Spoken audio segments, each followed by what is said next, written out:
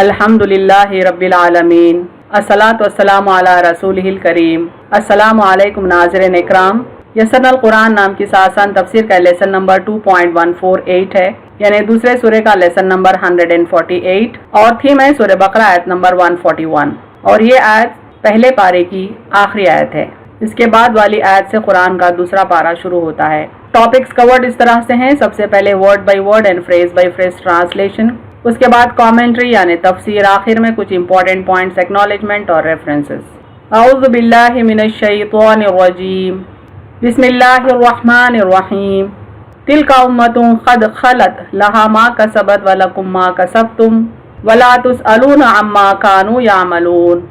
Word by word translation دیکھیں۔ تل کا روٹ ورڈ ہے تا لام کاف سے معنی یہ دس، امتن الف میم میم سے ہے معنی ایک امت، ا کمیونٹی، قد قاف دال سے معنی جو وچ، خلط روٹ ورڈ خا لام واو سے ہے اور خا لام یا سے بھی ہے، معنی گزر چکی، اس پاسڈ اوے، لہا لام سے معنی اس کے لیے، فور اٹ، ما میم الف سے معنی جو واٹ، کسبت کاف سین با سے معنی اس نے کمایا ہے، اٹ ارنڈ، ولکم لام سے ہے معنی اور تمہارے لیے، اینڈ فار یو، ما میم الف سے معنی جو واٹ، کسبت کاف سین با سے معنی تم نے کمایا، یو ہیو ارنڈ، ولا لام الف سے معنی اور نہیں، اینڈ ناٹ، تسألون سین الف لام سے معنی تم سے پوچھا جائے گا، یو ول بی آسڈ، عما عین میم میم الف سے معنی اس سے جو،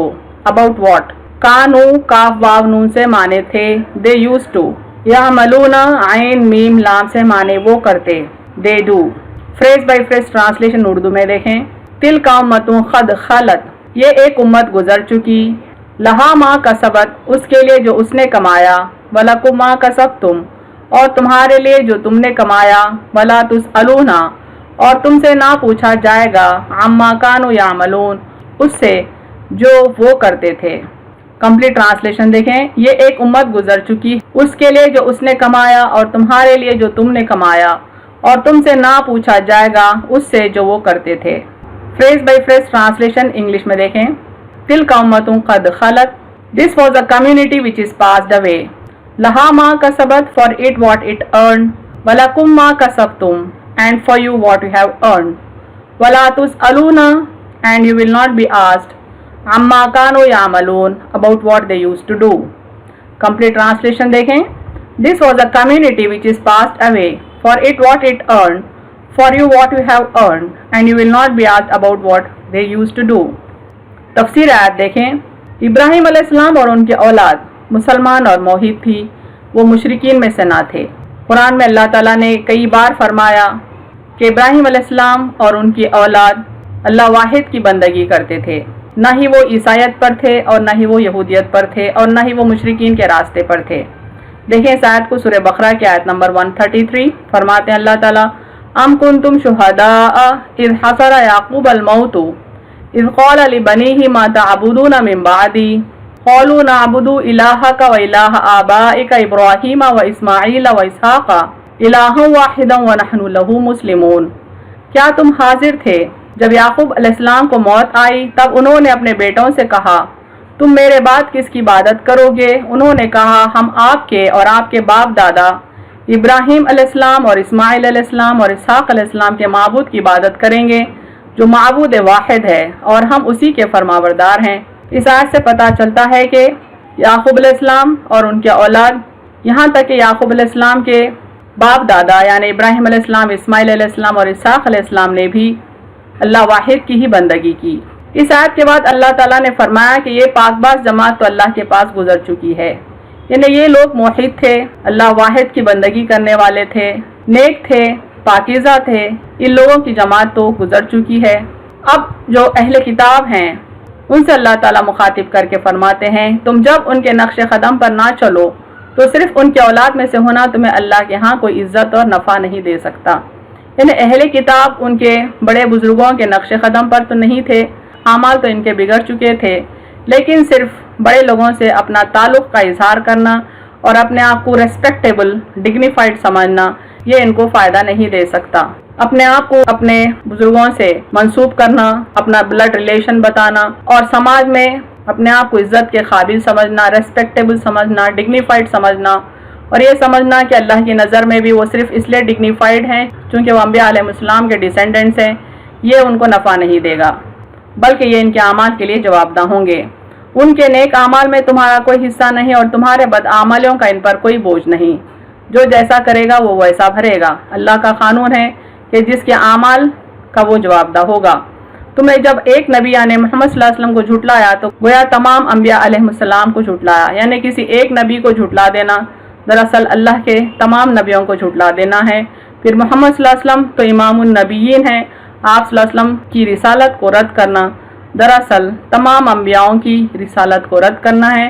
اور پھر ایسا عمل رکھنے والا اگر اپنے آپ کو ابراہیم علیہ السلام جیسے نبی اور ان کی آل اولاد میں موجود نبیوں سے منسوب کرتا ہے تو پھر یہ بات بے وزن ہے، ان کے لیے کوئی نفع کا باعث نہیں۔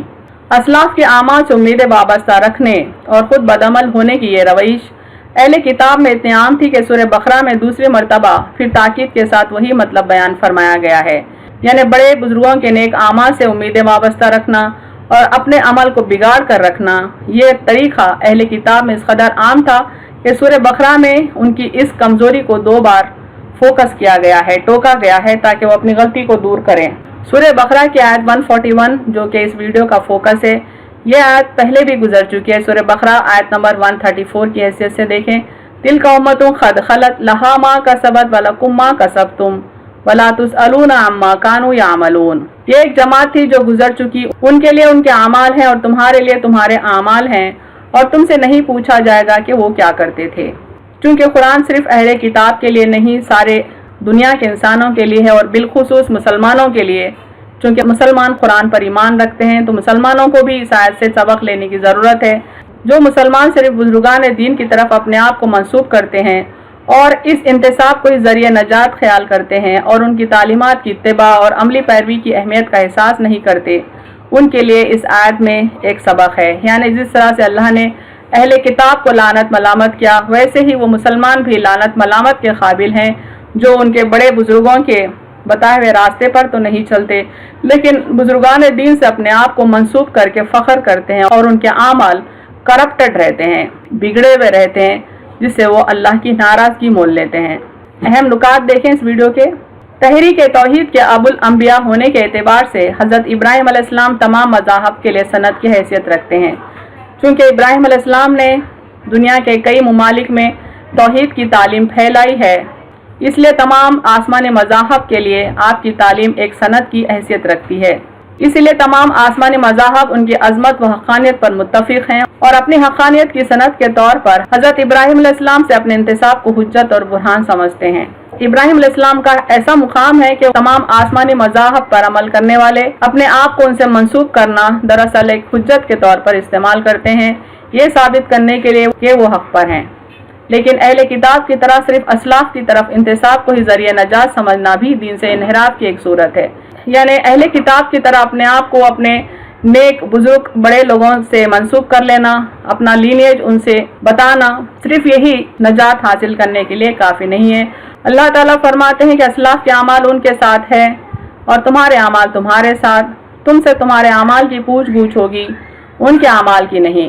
تم تمہارے اعمال کے لیے جواب دہ ہو، ان کے اعمال کے لیے نہیں۔ یعنی اللہ کا یہ قانون ہے کہ جس انسان نے جیسے اعمال کیے اس کے وہی اعمال کے لیے وہ جواب دہ ہے، نہ ہی بڑے لوگوں کے اعمال سے وہ مستفید ہونے والا ہے، نہ ہی ان کے گناہوں سے اس بندے کو سزا ملنے والی ہے، بلکہ ہر بندہ اپنے اعمال کے لیے خود جواب دہ ہے، اس کے نیکیاں اس کے ساتھ ہیں اور اس کے گناہ اس کے لیے وبال ہیں۔